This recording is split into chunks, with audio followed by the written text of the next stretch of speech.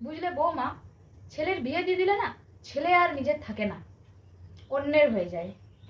না তোমাকে বলিনি, ভেবো না আবার যে তোমাকে বলছি, মানে হয়ে যায় আর কি। তুমি যখন শাশুড়ি হবে তখন তুমি বুঝতে পারবে কেমন লাগে। আমি আমার মেয়ের বিয়ের সময় না 12 ভরি গয়না দিয়েছিলাম। খুব কষ্ট হয়েছিল কিন্তু তবু দিয়েছিলাম, একমাত্র মেয়ে বলে কথা। তুমিও তোমার বাবা মায়ের একমাত্র মেয়ে না? না মানে আমি কিছু বলিনি, এমনিই বলছিলাম আর কি। তোমার বিয়ে 2 বছর হতে চললো, এখনো পর্যন্ত তোমার বাচ্চা কাচ্চা হলো না। আমি বলিনি যে আমার ছেলেই চাই, নাতি চাই, সেটা আমি বলিনি। আমাদের টাইমে বলতো, আমার শাশুড়ি না বলতো নাতি চাই। আমি বলিনি নাতি হোক নাতনি হোক যাই হোক। কিন্তু তুমি 2 বছর বিয়ে হয়ে গেল, এখনো পর্যন্ত বাচ্চা হলো না, লজ্জার ব্যাপার না? ভেবেছিলাম নিজের পছন্দ করা মেয়ে দেখে ছেলের বিয়ে দেব, কিন্তু না, ছেলেটা তো আমার ভেড়া। কি করে জানি না তুমি ওকে বশে করলে, বুঝতে পারছি না আমি ব্যাপারটা। আমাকে না বলে এসব করলো, মানে আমি জানতামই না যে এসব ব্যাপার আছে কিছু।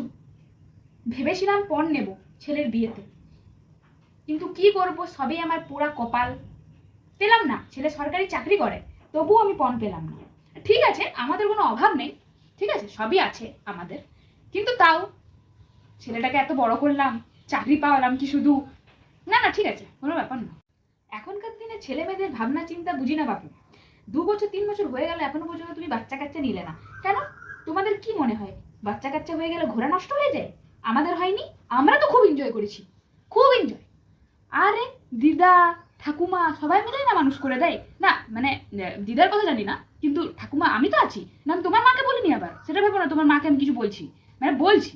তা বৌমা, একটা কথা বলছি, কিছু মনে করো না। প্রণামীর শাড়িগুলো কি ফুটপাত থেকে কিনে এনেছিলে?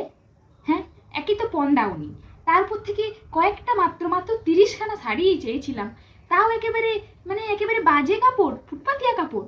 ছি ছি ছি ছি ছি, আর এইরকমটা আমি আশা করিনি, এইরকমটা আশা করিনি। আমার মেয়েকে আমি শিখিয়েছি শাশুড়িকে সেবা করবি, সেবা যত্ন করবি, যা বলবে তাই খাওয়াবি, পা টিপে দিবি। হ্যাঁ, কিন্তু এখনকার দিনের মেয়েরা, মা গো মা, মানে এগুলো কোনো জানেই না, কোনো সভ্যতা ভদ্রতা নেই। না তোমাকে বলিনি, তোমাকে বলিনি। আমাদের সময় না আমরা শাশুড়ির মুখের উপর একটা কথা বলতে পারতাম না, ঠিক আছে, একদম চুপ করে রইতাম, শাশুড়ি যা বলতো সব কিছু মেনে নিতাম। কিন্তু এখনকার দিনে দেখো, তোমরাই দেখো শাশুড়ির উপর কিভাবে হুকুম চালাও। আসলে কি করব, তোমার তো কোনো দোষ নেই, আমার ছেলেটা গরু, ওর দোষ। দেখো বাবা, আবার আমার সংসারটা ভেঙে দিও না যেন। হ্যাঁ, ঘর আলাদা করে দিও না যেন, হাড়ি আলাদা করে দিও না যেন।